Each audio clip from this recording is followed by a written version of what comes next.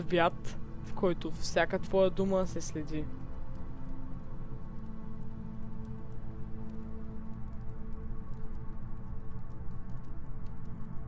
Истината вече не принадлежи на хората.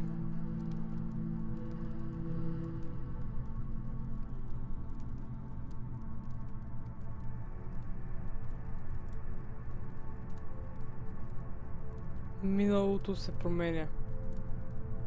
Свободата е престъпление.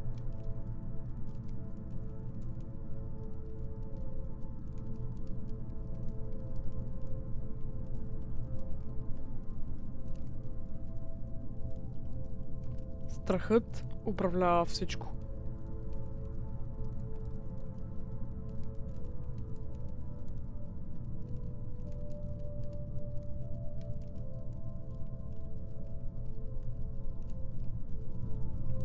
Но какво става, когато някой започне да мисли?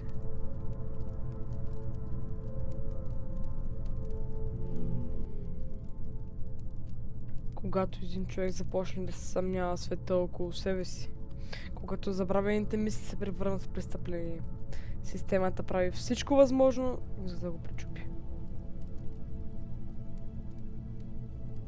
Колко опасна може да бъде истината?